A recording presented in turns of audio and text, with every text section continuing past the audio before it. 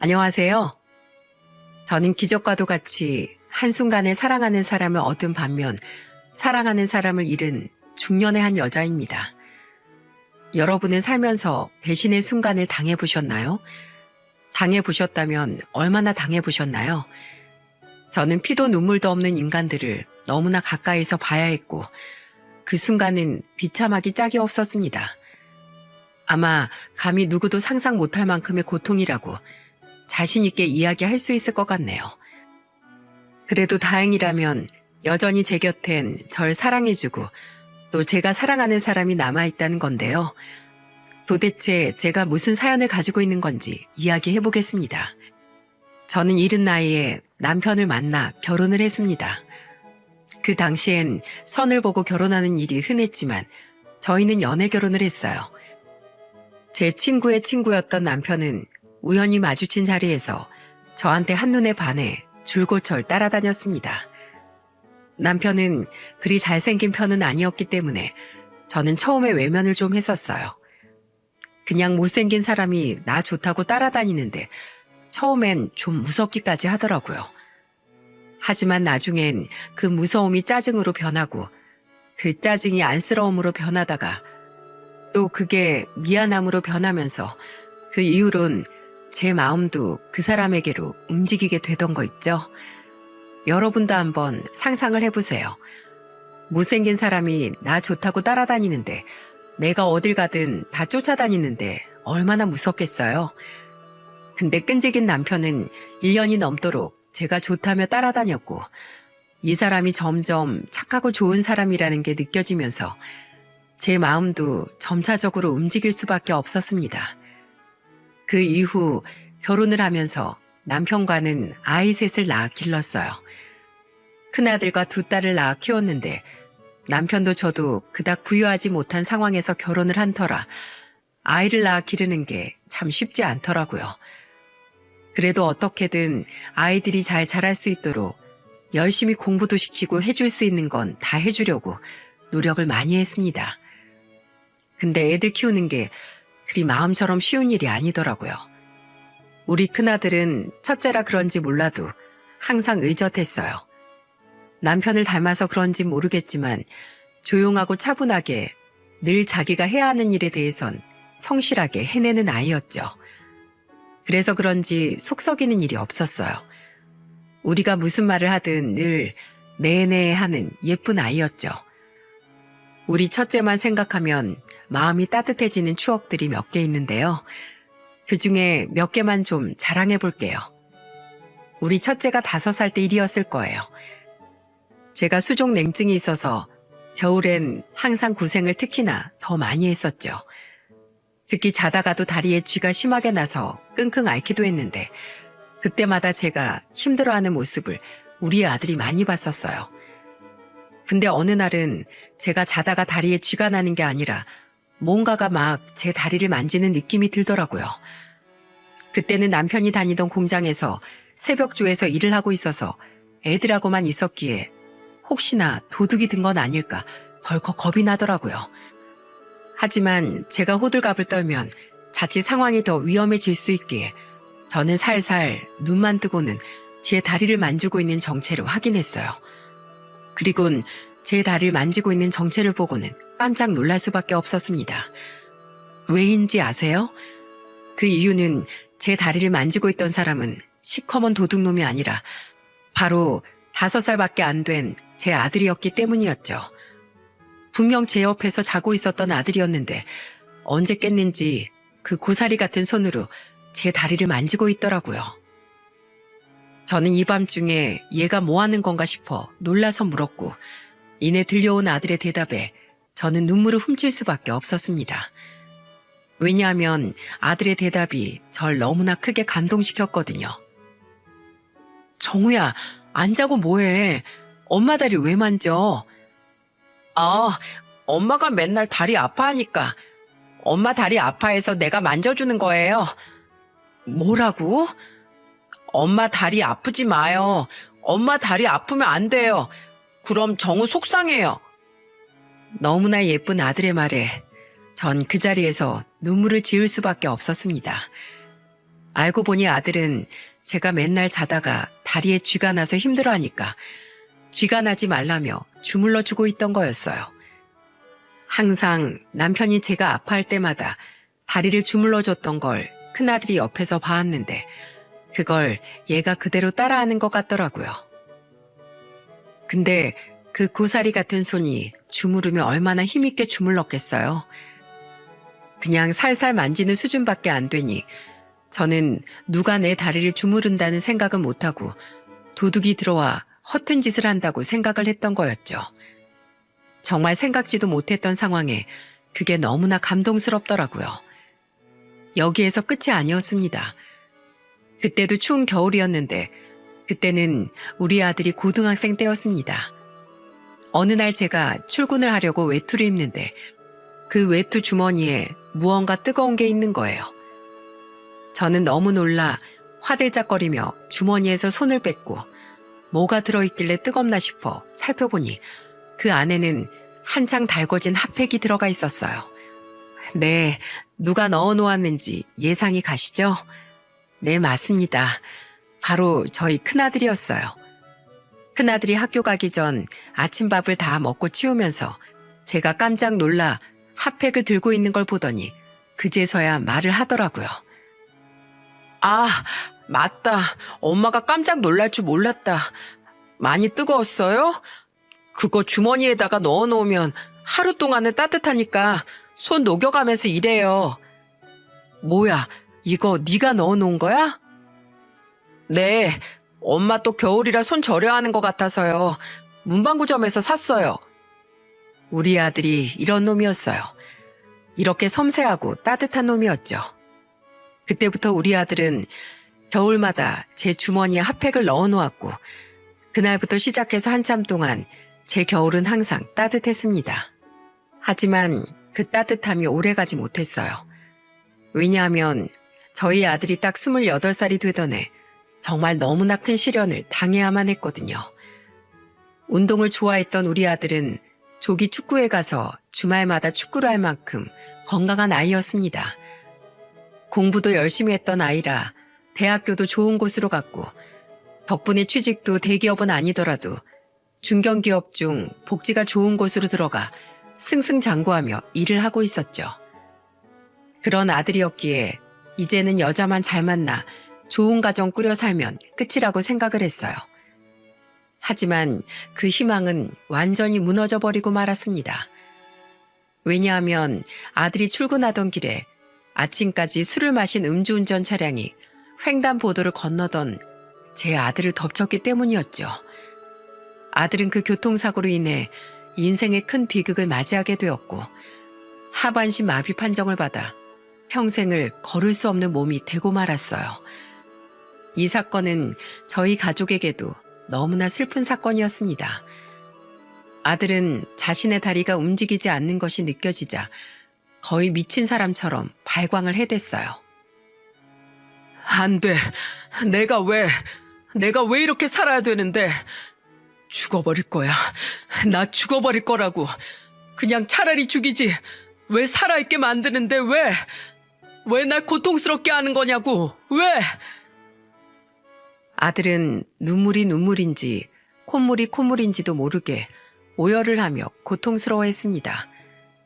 나와 남편이 그 옆에서 해줄 수 있는 일이라곤 미친 듯이 몸부림치는 아들을 꽉 안아주는 것밖에 없었어요. 아들은 그때부터 실어증에 걸려 말도 하지 않은 채 하루하루를 우울하게 살아갔어요. 밥도 먹지 않았습니다. 그 건강하던 몸이 뼈밖에 남아있지 않을 만큼 아들은 쇠약해져만 갔죠. 그 모습을 보는 부모의 마음은 어땠겠습니까? 억장이 무너지는 것 같았어요.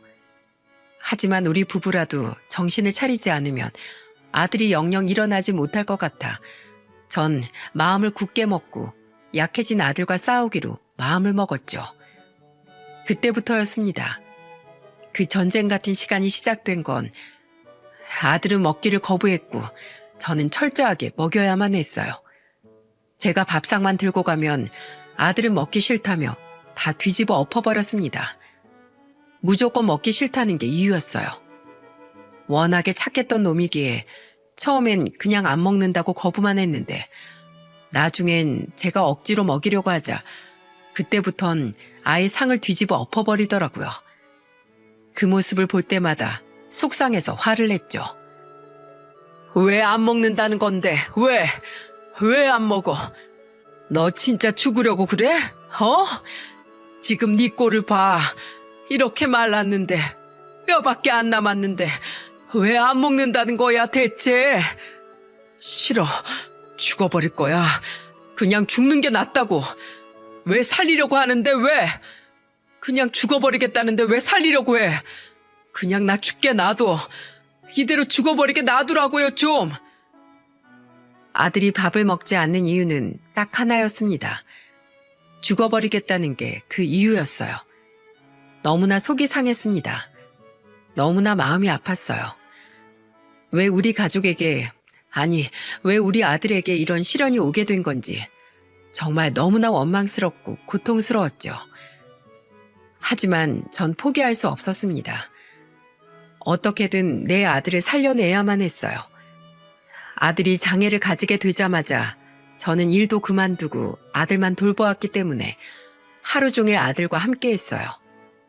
하지만 함께 있었어도 아들이 많이 힘들어했기에 혼자 있는 시간을 줬었는데 점점 더 아들의 심리 상태가 심각해져서 그날부터는 무조건 같이 있었습니다. 그리고 평소 아들이 좋아하던 책도 읽어주고 일부러 생화도 사다가 아들 방에 놓아주는 등 정말 끊임없이 노력을 했죠. 그러다 하루는 우리 아들이 오랜만에 편안한 모습으로 잠을 자고 있길래 그 자고 있는 아들 옆에 가서 말했어요. 아들아, 내 소중한 아들 정우야. 네 엄만 네가 살아 숨쉬고 있어서 얼마나 고마운지 몰라. 네가 비록 다리는 못 쓰게 됐지만 그래도 살아서 이 엄마를 보고 살아서 나와 말을 하고 살아서 이렇게 살 부대끼며 살 수 있는 이 순간들이 얼마나 감사하고 소중한지 모른다. 그러니 죽는다는 말은 이제 2번 다시 하지 말아줘. 난 우리 아들이 그럴 때마다 이 엄마 억장이 무너져. 나한텐 그저 네가 살아있다는 것 그거 하나만으로도 기쁨이고 희망이고 또 소망이야. 우리 예쁜 정우, 우리 정우.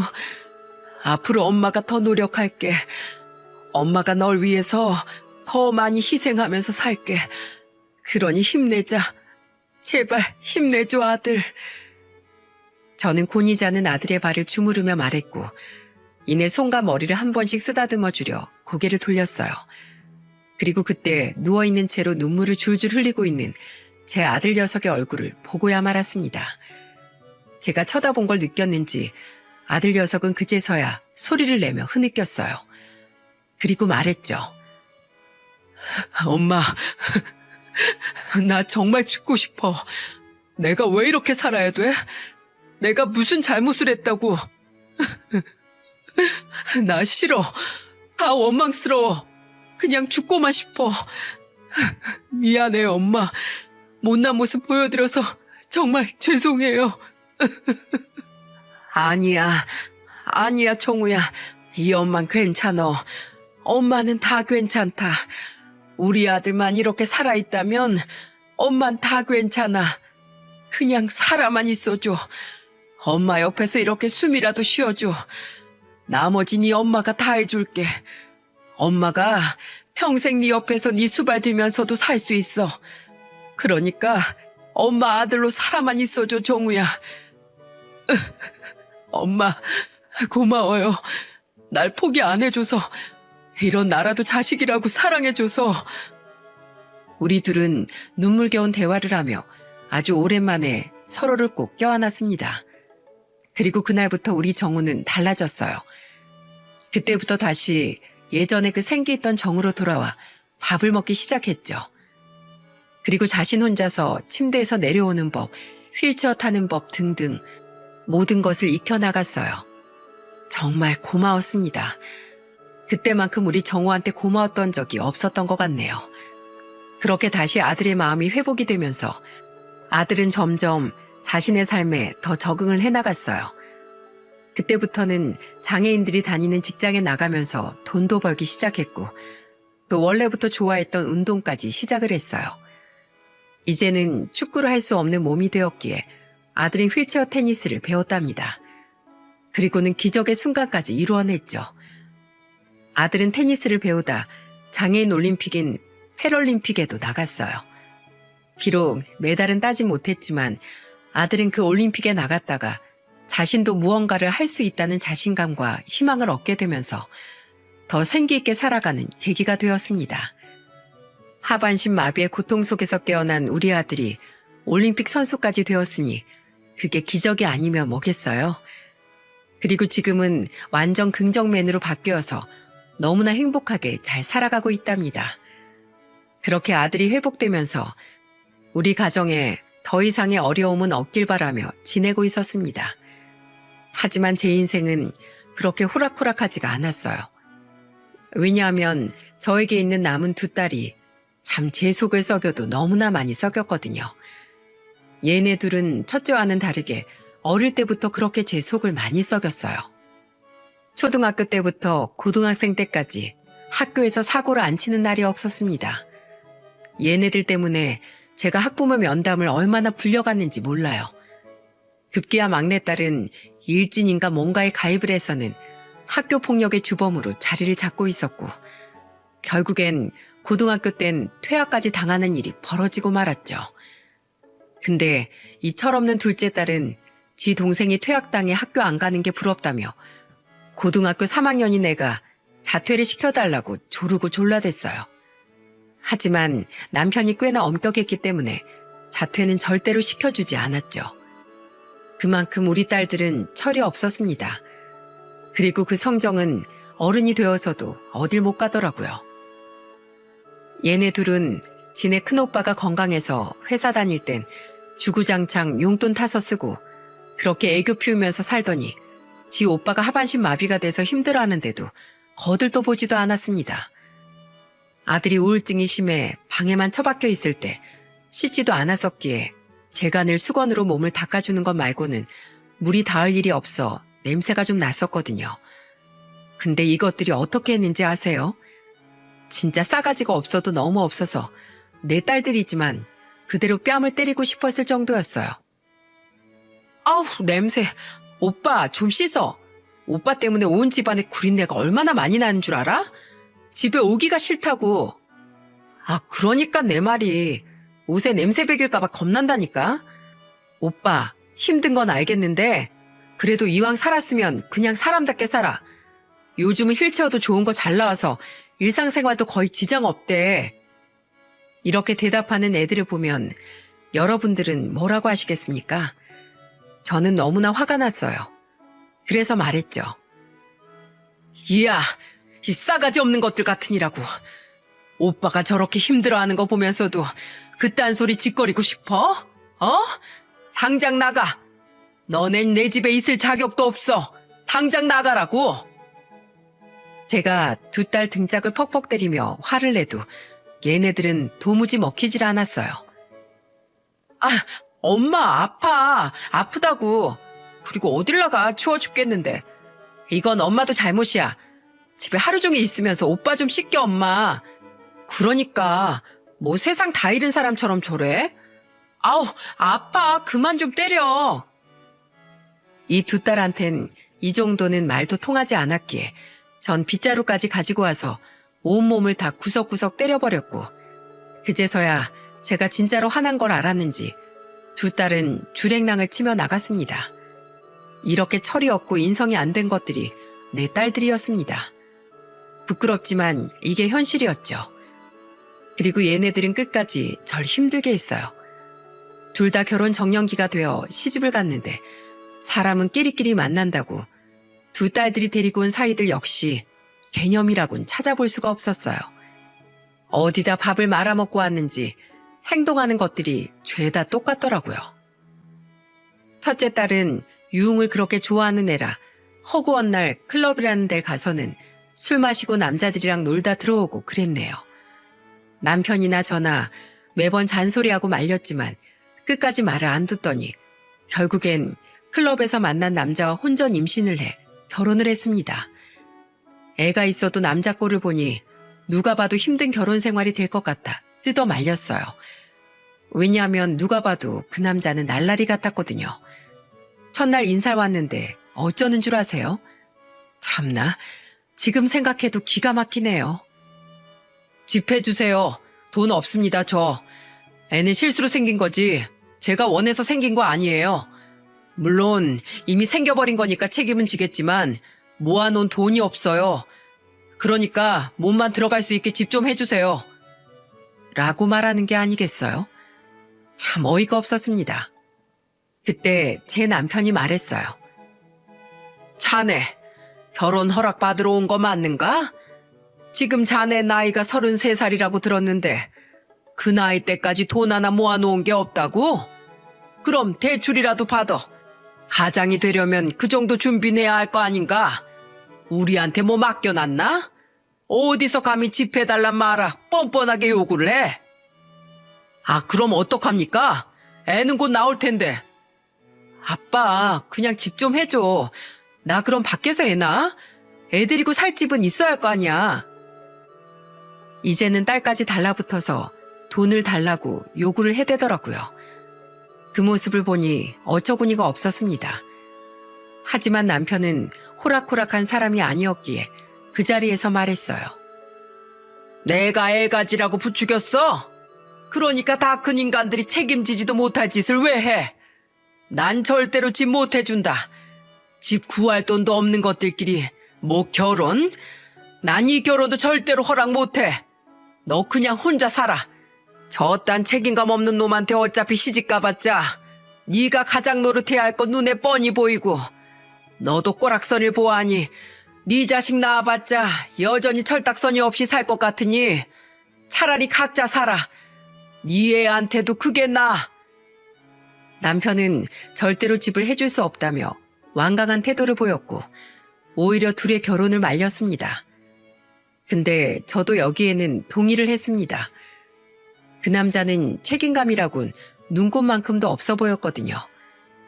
하지만 그 남자 없으면 죽을 거라며 난동을 피우는 딸 때문에 어쩔 수 없이 둘이 결혼을 했지만 끝까지 남편은 집을 해주지 않았기에 그 둘이서 대출을 받아 작은 원룸 하나 얻어서 살고 있었어요. 그 뒤로는 역시나 그 사위는 허구한 날 여자를 만나러 다니고 바람을 피면서 지 자식은 돌보지도 않으며 살았죠. 뒤늦게서야 큰딸은 후회를 했지만 뭐 별 수 있습니까? 자기가 선택한 삶인데 돌이킬 수 없었죠. 근데 웃긴 건 큰딸이 뭐라는 줄 아세요? 이번에도 바람피고 돌아온 지 남편을 보고 절 찾아와 펑펑 울길래 그럴 거면 차라리 헤어지라고 했더니 이러는 거 있죠? 이게 다 엄마가 돈이 없어서 그래. 우리 집안이 돈이 없으니까 그 인간이 나가 도는 거라고. 엄마가 돈만 있었어 봐. 잘난 집 사이 된 걸로 나한테 얼마나 잘하겠어? 집 하나 안 해주니까 이러잖아. 이게 다 엄마 아빠 탓이야. 엄마 아빠가 돈이 없으니까 그 인간이 나한테 마음을 안 주는 거라고. 뭐?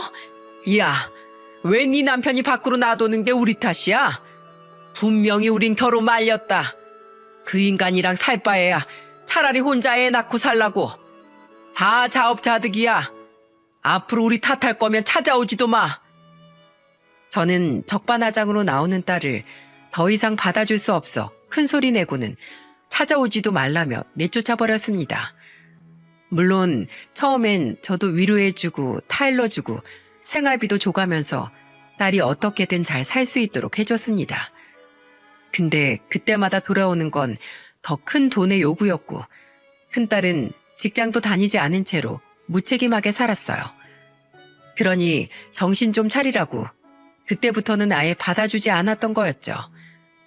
근데 저희 딸들의 문제는 거기에서 그치지 않았습니다. 막내딸도 형편없었어요. 참 내 자식이지만 이렇게 말하고 싶지 않아도 그럴 수밖에 없는 이유가 있었는데요.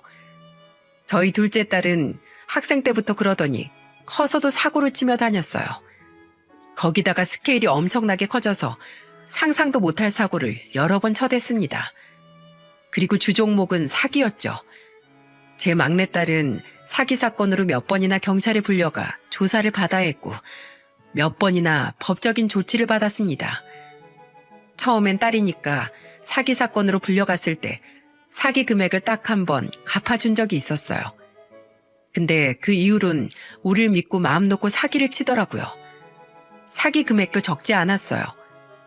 처음이자 마지막으로 갚아준 금액이 2천만 원이었는데 그 뒤로도 1,000만 원짜리, 3천만 원짜리 등등 점점 강큰 사기를 치길래 이번에도 대쪽 같은 남편은 그 피해 금액들을 갚아주지 않았어요. 법적인 처벌을 받더라도 본인이 다 책임지라며 일절 돌아보질 않았죠. 그때부터는 술 마시고 집에 들어와 깽판 치는 날이 허다했습니다. 큰아들이 말려도 소용이 없었죠. 그렇게 골치 아픈 상황에 정말이지 내 딸들이지만 지긋지긋하다는 생각이 들 만큼 너무나 힘겨운 시간들을 보내고 있었습니다. 심지어 막내도 결혼을 했는데 그 사위라는 인간도 똑같았어요. 둘이 같이 사기치는 사기꾼들이었죠. 근데 부모 마음이 참 자식이 쉽게 포기가 안 되는 게 그래도 내 딸들이라고 제발 행복했으면 하는 마음이 크니 매번 전화해서 그렇게 살지 말아라. 제발 정신 차리고 살자. 타이르고 타이르며 지냈네요. 근데 통하지 않더라고요. 우리 두 딸이 어떻게 하면 정신 차리고 행복할 수 있을까 고민하다. 그래도 제가 볼 수 있는 희망이 있어 다행이라고 생각하며 지냈죠. 그리고 내가 볼 수 있는 희망이라곤 제 남편과 큰아들 한 명뿐이었습니다. 근데 그 희망마저도 꺾여져 버리는 일들이 일어나고 말았어요. 그건 바로 제 남편의 사고 소식이었죠. 남편은 20년이 넘도록 유리공장에서 일을 하고 있었는데 어느 날 남편의 공장 사장에게 전화가 왔고 전 그 전화를 받자마자 놀라 뒤집어지는 줄 알았습니다. 그리고 얼른 병원으로 갈 수밖에 없었어요. 형수님, 형님이 쓰러졌어요. 이 소식 하나에 저는 까무러칠 뻔했습니다. 병원으로 달려가니 남편은 이미 뇌경색으로 쓰러져 의식불명의 상황이었죠. 너무나 충격적인 상황에 전 아무것도 할 수 있는 게 없었습니다. 큰아들은 휠체어를 타고 있었기에 저 먼저 보내고 따로 왔다가 남편의 상태를 보고는 역시나 좌절했어요. 그렇게 남편은 혼수 상태에 빠졌고 언제 깨어날지 깨어날 수는 있는 건지 알 수 없었습니다. 남편이 병상에 있는 동안에도 이 두 딸들은 거의 와보지도 않았어요. 처음에만 잠깐 왔다가 얼굴만 쓱 보고 가서는 그 뒤로 코빼기도 내비치지 않더라고요. 참 괘씸하기도 하고 너무하다 싶어서 애들한테 전화를 했습니다. 두 딸들한테 전화해서는 전 엉엉 울며 말했어요. 아빠가 이렇게 병상에 누워있는데 어떻게 와보지도 않아? 어떻게 그럴 수가 있어? 저는 딸들에게 한 명씩 전화해서는 말했어요. 근데 얘네들이 뭐라는 줄 아세요? 둘이서 말을 맞춘 건지 둘 다 하나같이 이렇게 말을 하더라고요. 특히 첫째 딸의 말에 저는 분노할 수밖에 없었습니다. 엄마, 그냥 운명이려니 해. 이참에 아빠 그냥 돌아가시면 다 산재 될 거 아니야. 지금도 산재 받고 있지? 그거 우리 좀 나눠줘. 나랑 내 동생 요즘 생활비 없어 힘들어. 오히려 그게 나아. 우리 둘이서 얘기해봤는데 아빠 돌아가시고 산재 나오면 우리 집 좀 이사 가자. 사망했을 땐 돈도 꽤 나오지 않나? 아빠 마지막까지 우리 위해서 일하는 거라고 생각하자고 엄마. 막내도 나랑 똑같은 생각이야. 뭐라고? 야, 이 인간 같지도 않은 것들이. 끊어. 너넨 앞으로 내 자식도 아니야. 아니라고. 저는 울부짖으며 전화를 끊어버렸습니다. 그리고 이 허탄한 상황에 정말이지 좌절을 겪을 수밖에 없었어요. 이제 남편도 없이 두 딸들도 없이 우리 큰아들 하나 보고 어떻게 살아야 하나 참 막막했습니다. 근데 사람이 꼭 죽기만 하라는 법은 없더라고요. 왜냐하면 제 인생에 엄청난 기적이 금방 찾아왔거든요. 그건 바로 남편이 깨어나는 거였습니다. 영영 그대로 깨어나지 않을 것만 같았던 남편은 쓰러진 지 2주 만에 의식을 차리고 깨어났어요. 정말 놀라운 순간이었습니다. 저와 아들은 서로 부둥켜 안으며 울었고 남편도 자신이 다시 살아난 것에 대해 감격을 했는지 누워있는 채로 한참을 울더라고요. 여보, 살아줘서 고마워. 이렇게 살아 돌아오다니 정말 기적 중의 기적이다. 살아줘서 정말로 고마워, 여보. 너무너무 고마워. 아빠, 고생했어요. 진짜 고생하셨어요. 숨 붙잡고 있느라 얼마나 힘들었어요. 감사합니다. 우리한테 다시 돌아와줘서 감사해요. 저희는 그렇게 서로 감격을 하며 눈물을 흘렸습니다. 남편은 몸이 회복이 될 때까지 계속해서 치료를 받았죠. 다행히도 남편 공장 사장은 좋은 사람이라서 산재를 다 받을 수 있도록 배려를 많이 해줬습니다. 덕분에 그걸로 치료는 어렵지 않게 받을 수 있었고요. 그때 저는 남편에게 딸두가 있었던 이야기를 말하지 않았어요. 또 충격을 받으면 혹시나 다시 쓰러질까 싶어 그냥 저 혼자만 아는 이야기로 덮어두려고 했죠. 하지만 이 두 딸들이 알아서 자기 인생들을 나락으로 떨어뜨려 버리더라고요. 두 딸들은 지 아빠가 다시 일어났을 때도 또 얼굴만 한번 비추고 가버리고는 코빼기도 보이지 않더니 어느 날은 찾아왔더라고요. 처음에는 첫째가 찾아왔어요. 그러면서 하는 말이 아빠, 나 돈 좀 줘요. 지금 나 돈이 하나도 없어. 이 인간 또 집 나가선 일주일 넘게 집에 안 들어와. 생활비도 안 보내주고. 진짜 이 인간이랑 내가 계속 살아야 돼? 아빠, 이번에 산재 들어온 거 있잖아요. 그거 치료 비용 꽤 많이 들어오는 걸로 알고 있는데 그걸로 나 생활비 좀. 아주 뻔뻔스럽게 이야기를 하는 큰딸을 보면서 남편의 표정은 순식간에 분노에 차올랐고 딸에게 이렇게 말을 했죠. 뭐? 이 뻔뻔한 거 나가. 너한테 줄 돈 없으니까 나가라고. 그거 네 아빠 생명값이다 이놈아. 나 죽었으면 그거 생명값으로 들어왔을 돈이라고. 나쁜 자식 같으니라고. 나가. 너 이제 내 딸 아니야. 당장 꺼져. 네가 어떻게 죽다 살아 돌아온 아빠한테 그런 말을 할 수가 있어?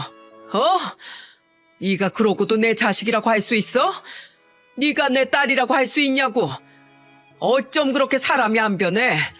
어떻게 그렇게 안 바뀌냐고. 뭐 내가 어때서.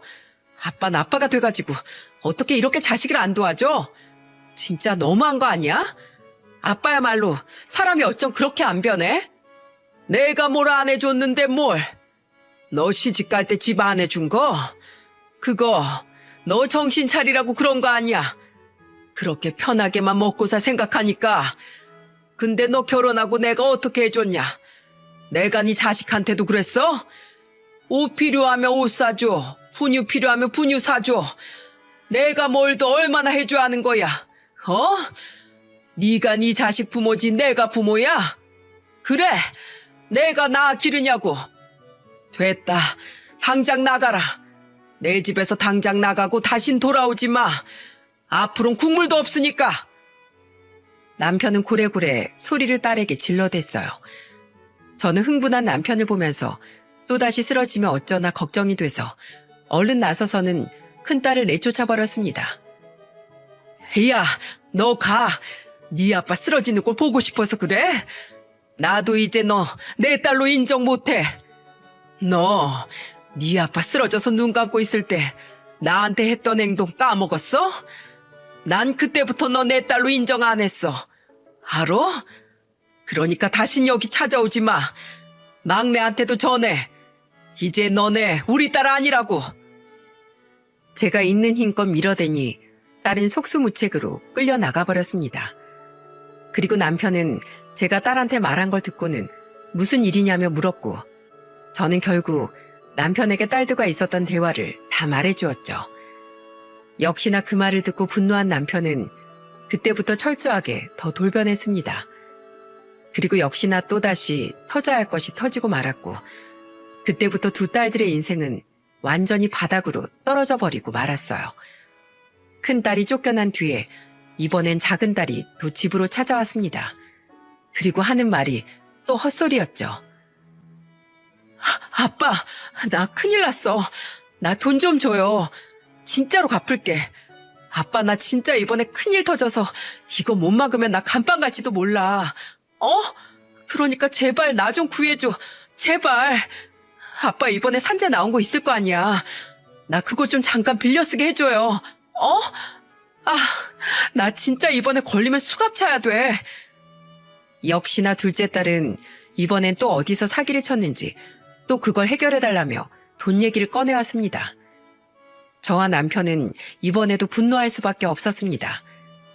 남편과 저는 분노를 하며 딸을 외면했어요. 절대로 도와주지 않았죠. 괘씸하기 짝이 없는 이 인간들을 어떻게 하면 좋을까, 어떻게 참교육을 시켜줘야 할까 고민까지 했습니다. 근데 그때 우릴 대신해서 나서준 사람이 있었어요. 그건 바로 저희 큰아들이었죠.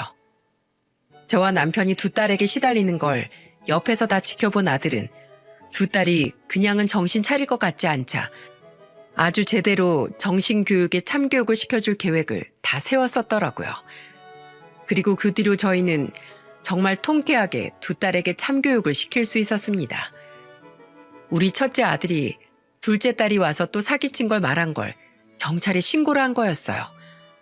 놀랍게도 둘째 딸은 자신의 지인에게 5천만 원이라는 거금을 빌려놓고는 갚지 않았고 그게 걸려서 그 지인에게 신고당할 것 같으니까 저희한테 돈을 요구하러 왔던 거였어요.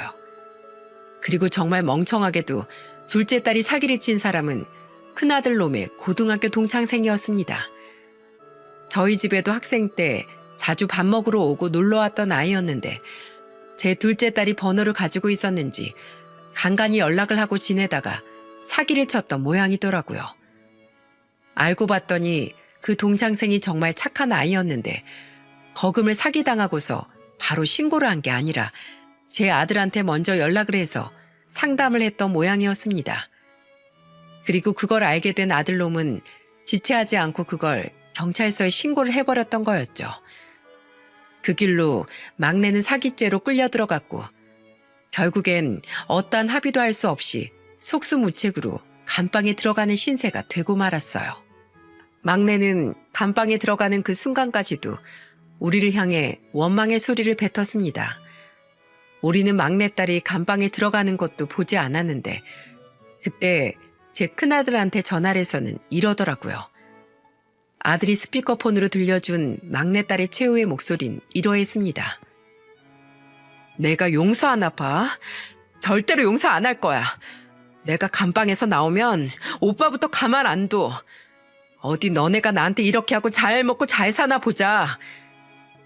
큰아들은 아무 대답도 하지 않은 채 전화를 그냥 끊어버렸고 그 뒤로는 아예 연락처까지 차단을 해버렸어요. 그렇게 둘째 딸은 감방 신세를 질 수밖에 없었습니다. 저는 참 허탈했지만 동시에 더는 시달리지 않아 속이 후련하기도 했어요. 차라리 이번 기회에 감방에서 정신 차리고 새 삶을 살았으면 하는 마음이 들었죠. 하지만 우리에게는 또 하나의 숙제가 남아 있었어요. 네, 누군지 아시겠죠? 바로 큰딸입니다. 큰딸은 둘째 딸이 그렇게 감방에 들어가는 걸 보고는 조금 충격을 받았는지 한동안 조용히 살았어요. 근데 그것도 그리 오래가지 못했습니다. 왜냐하면 첫째 딸도 터져야 할 것이 터지고 말았거든요. 그건 바로 자기 남편의 외도였습니다. 둘째 딸이 교도소에 들어가고 나서 몇 달이 흐른 뒤였어요. 좀 조용히 산다 싶었던 첫째 딸이 울부짖으며 집으로 쫓아왔더라고요. 아빠, 엄마, 나 어떡해 살아 이제. 이 인간 도망갔어. 집도 팔아넘기고 도망갔다고. 뭐? 무슨 소리야? 우리 이 집 살 때 이 인간 명의로 샀었잖아. 그렇게 안 하면 나랑 결혼 안 하겠다고 하도 난리를 쳐서 남편 명의로 집을 구했는데 보증금 다 빼고서 이 인간이 날랐어. 얼마 전에 또 바람 피웠는데 이번엔 그 여자한테 아예 도망간 것 같아. 나 어떡해.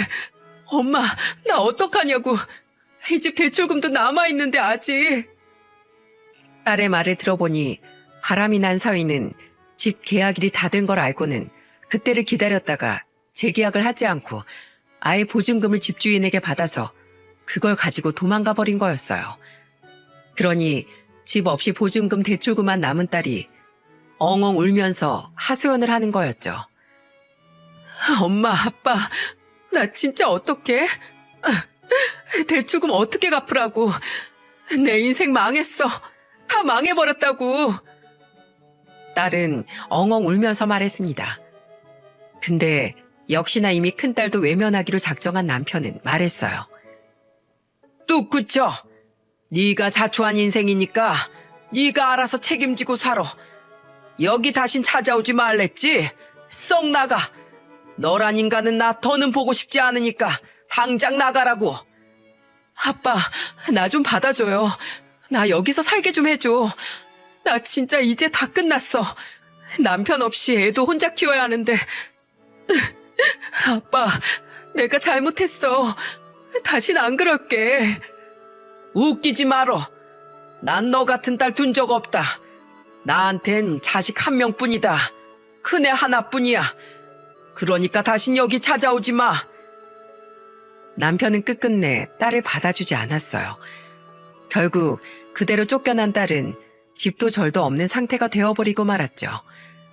딸은 그나마 친구 집에 얹혀서 살다가 한 번씩 우리 집에 찾아와서는 눈물로 호소를 했습니다.